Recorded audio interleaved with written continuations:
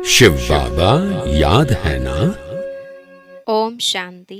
2 अगस्त 2024 के ईश्वरीय महावाक्य। पहले सुनते हैं मुरली के मुख्य पॉइंट्स। बाबा ने कहा, मैंने तुमको वाह वाह अर्थात पावन फूल बनाया था, फिर रावण ने तुमको कांटा बना दिया। अपवित्र बनकर तुमने अपनी ही ग्लानि की है। अब तो स्वर्ग से बदल नर्क हो गया है, इसलिए यहाँ कोई भी वाह वाह है नहीं। फिर से बाप तुम्हें पतित से पावन बनाने आए हैं, तो खुद पावन बन औरों को भी बनाना चाहिए। तुम्हारे संस्कार हैं ही पवित्रता के। फिर बाबा ने कहा, जिनमें क्रोध का भूत है वह देवता बन न सके।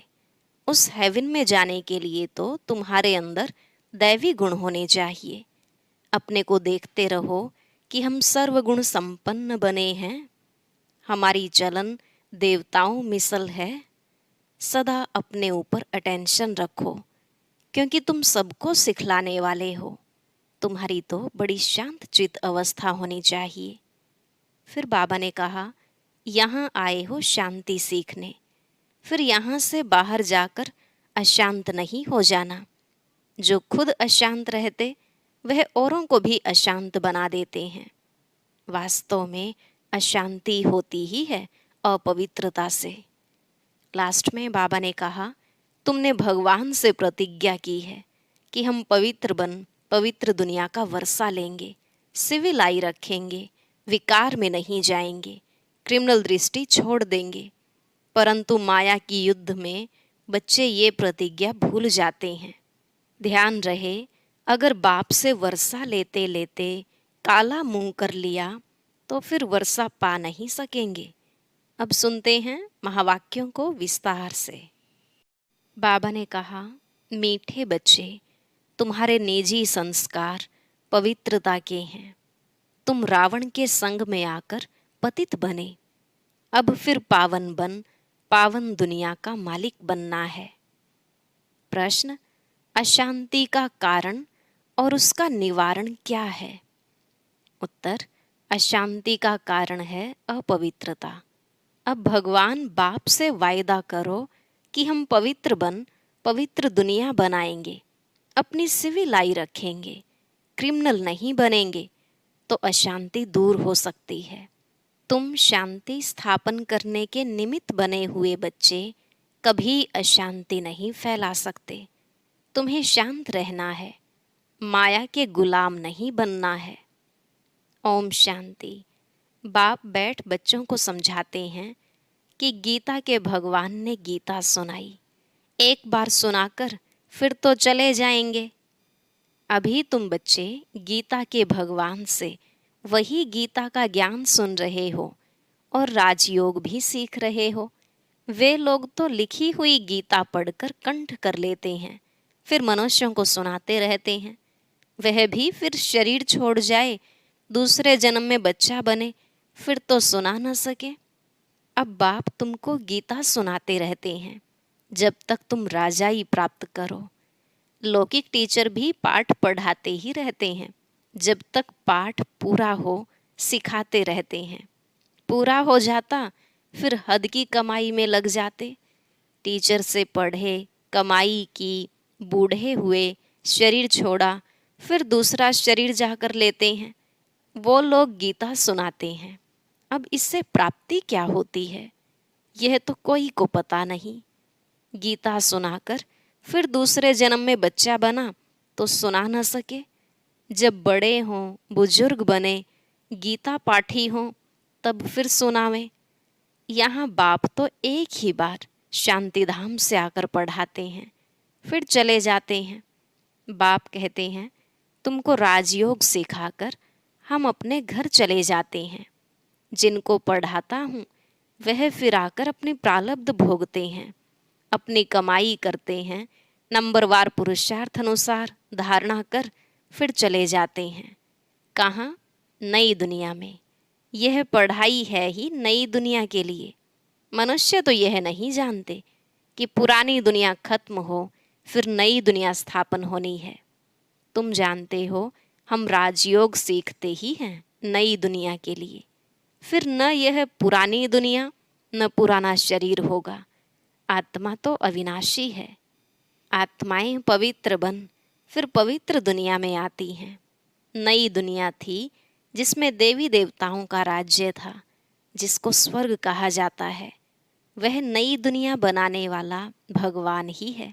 वह एक धर्म की स्थापना कराते हैं, कोई देवता द्वारा नहीं कराते। देवता तो यहाँ है नहीं, तो जरूर कोई मनुष्य द्वारा ही ज्ञान देंगे, जो फिर देवता बनेंगे। फिर वही देवताएं पुनर्जन्म लेते लेते अभी ब्राह्मण बने हैं। यह राज तुम बच्चे ही जानते हो। भगवान तो है निराकार, जो नई दुनिया रचते हैं। अभी तो रावण राज्य है। तुम पूछते हो कलयुगी पतित हो या सतयुगी पावन हो, परंतु समझते नहीं। अब बाप बच्चों को कहते हैं, हमने 5000 वर्ष पहले भी तुमको समझाया था। हम आते ही हैं तुम बच्चों को आधा कल्प सुखी बनाने। फिर रावण आकर तुमको दुखी बनाता है। यह सुख दुख का खेल है। कल्प की आयु 5000 वर्ष है, तो आधा आधा करना पड़े ना। रावण राज्य में सब देह अभिमानी विकारी बन जाते हैं। यह बातें भी तुम अब समझते हो, आगे नहीं समझते थे। कल्प कल्प जो समझते हैं वही समझ लेते हैं। जो देवता बनने वाले नहीं वह आएंगे ही नहीं। तुम देवता धर्म की कलम लगाते हो। जब वह आसुरी तमोप्रधान बन जाते हैं तो उनको दैवी झाड़ का नहीं कहेंगे। झाड़ भी जब नया था तो सतो प्रधान था। हम उसके पत्ते देवी देवता थे। फिर रजो तमो में आए, पुराने पतित शुद्र हो गए। पुरानी दुनिया में पुराने मनुष्य ही रहेंगे। पुराने को फिर से नया बनाना पड़े। अब देवी देवता धर्म ही प्रायलोप हो गया है। बाप भी कहते हैं, जब जब धर्म की ग्लानि होती है तो पूछा जाएगा किस धर्म की ग्लानि होती है। जरूर कहेंगे आदि सनातन देवी देवता धर्म की, जो मैंने स्थापन किया था। वह धर्म ही प्रायलोप हो गया, उसके बदले अधर्म हो गया है। तो जब धर्म में अधर्म की वृद्धि होती जाती तब बाप आते हैं। ऐसे नहीं कहेंगे धर्म की वृद्धि, धर्म तो प्रायलोप हो गया, बाकी अधर्म की वृद्धि हुई। वृद्धि तो सब धर्मों की होती है। एक क्राइस्ट से कितनी क्रिश्चियन धर्म की वृद्धि होती है, बाकी देवी देवता धर्म प्रायलोप हो गया। पतित बनने के कारण आप ही ग्लानि करते हैं। धर्म से अधर्म भी एक ही होता है। और तो सब ठीक चल रहे हैं, सब अपने अपने धर्म पर कायम रहते हैं। जो आदि सनातन देवी देवता धर्म वाइसलेस था, वह विशस बन पड़ते हैं। हमने पावन दुनिया स्थापन की, फिर वही पतित शुद्र बन जाते हैं, अर्थात उस धर्म की ग्लानि हो जाती है। अपवित्र बनते तो अपनी ग्लानि कराते हैं। विकार में जाने से पतित बन जाते हैं। अपने को देवता कहला नहीं सकते हैं। स्वर्ग के बदले नरक हो गया है, तो कोई भी वहा वहा है नहीं। तुम कितने छी पतित बन गए हो। बाप कहते हैं, तुमको वहा वहा फूल बनाया, फिर रावण ने तुमको कांटा बना दिया। पावन से पतित हो गए हो। अपने धर्म की ही हालत देखनी है। पुकारते भी हैं कि हमारी हालत आकर देखो, हम कितने पतित बने हैं। फिर हमको पावन बनाओ। पतित से पावन बनाने बाप आते हैं, तो फिर पावन बनना चाहिए, औरों को भी बनाना चाहिए। तुम बच्चे अपने को देखते रहो कि हम सर्वगुण संपन्न बने हैं। हमारी चलन देवताओं मिसल है। देवताओं के राज्य में तो विश्व में शांति थी। अब फिर तुमको सिखलाने आया हूँ विश्व में शांति कैसे स्थापन हो, तो तुमको भी शांति में रहना पड़े।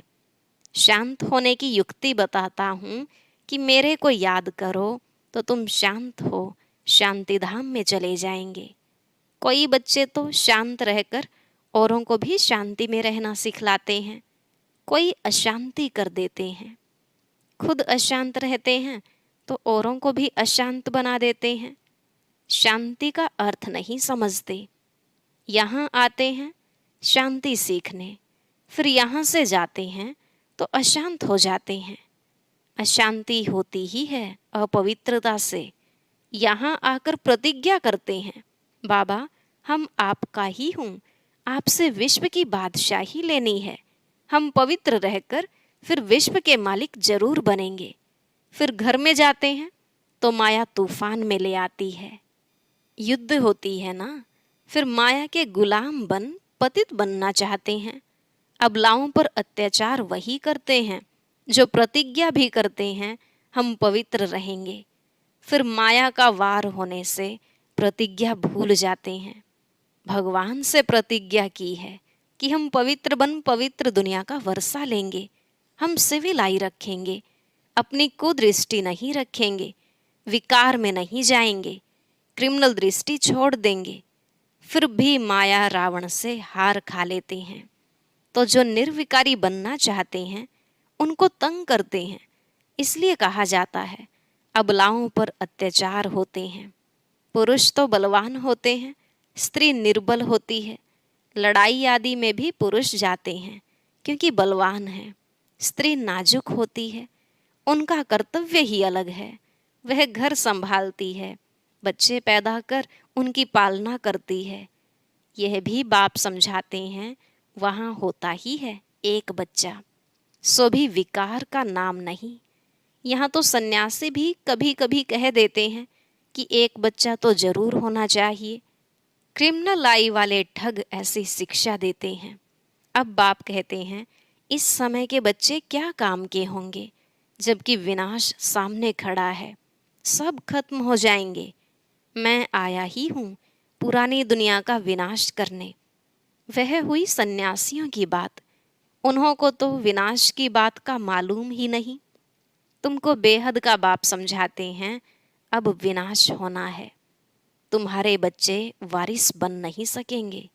तुम समझते हो हमारे कुल की निशानी रहे, परंतु पतित दुनिया की कोई निशानी रहेगी नहीं। तुम समझते हो पावन दुनिया के थे।